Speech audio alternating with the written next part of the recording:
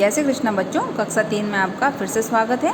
कक्षा 3 में आज हम कविता पढ़ेंगे और कविता का नाम है समय सुबह का। कविता का नाम क्या है बच्चों?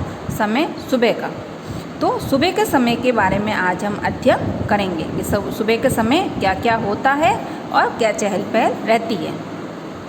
तो आप लोग भी सुबह के समय उठते हो और सबको भागा दौड़ी रहती है। कोई स्कूल के लिए तैयार होता है, कोई मम्मी किचन में खाना बना रही होती है, ऑफिस के लिए तैयार होता है, कोई है ना दादाजी को मंदिर जाना होता है, मतलब सब भागा दौड़ी में रहते हैं। तो सुबह का समय सबके लिए भागा दौड़ी का रहता है।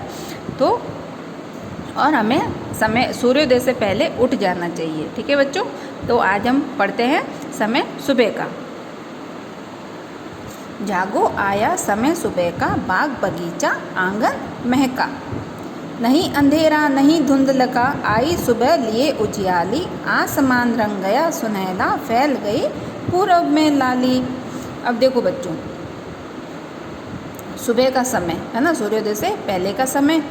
बाग बगीचा आंगन महका। आंगन का अर्थ होता है घर में जो खुला स्थान होता है वो, और महकना, महकना मतलब खुशबू से भर जाना। अब धुंधल का, नहीं अंधेरा नहीं धुंधल का, तो अंधेरा मतलब एकदम अंधेरा होता है जो है ना, काला सा। और नहीं धुंधल का, धुंधल का मतलब हल्का सा अंधेरा। आसमान आकाश, सुनहला सुनहरा सोने के रंग का।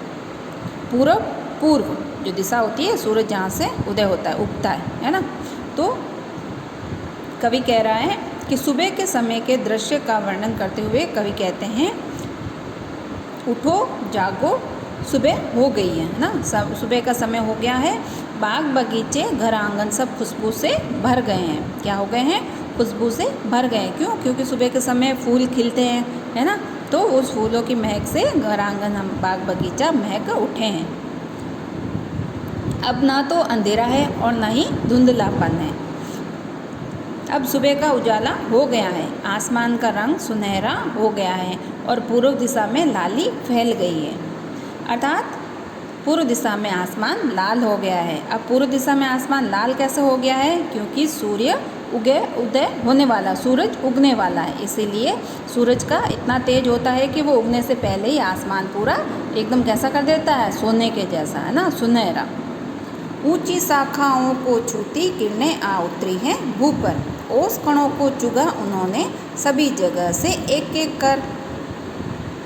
अब देखो बच्चों, शाखाओं, शाखाओं का अर्थ क्या होता है? डालियाँ। किरणें, किरणों का अर्थ होगा सूरज की किरणें या रोशनी। भू, भू का अर्थ होता है भूमि या पृथ्वी। ओस कण, ओस कण का अर्थ होता है ओस की बूंदें। और चुगा, चुगा मतलब सुखा दिया। तो कवि कह रहे हैं कि ऊंचे ऊंचे पेड़ों की डालियों को छूकर सूरज की किरणें धरती पर उतर आई हैं।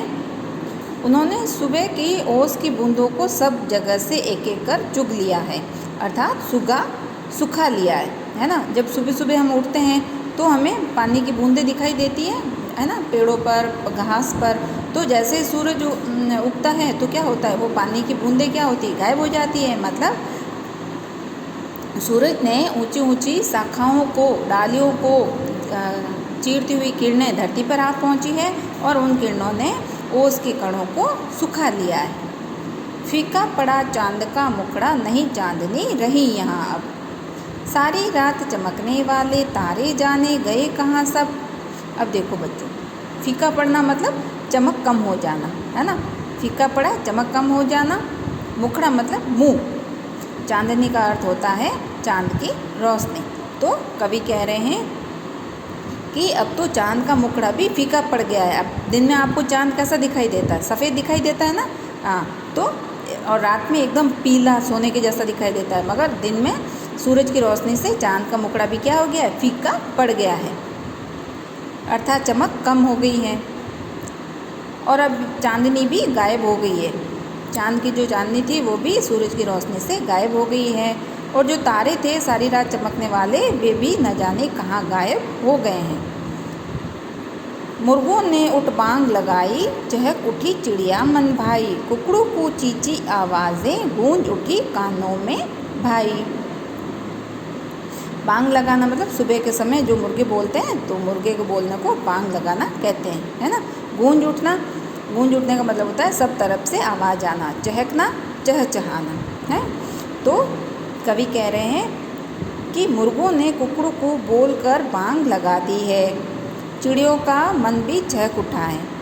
चिड़िया भी अपना मधुर गाना गाने लग गई है, ची ची चूँ चूँ करके, और सब तरफ उनकी ची ची की आवाज़ें कानों में गूंजने लगी है। तो कवि कह रहे हैं कि अब तो उठ जाओ।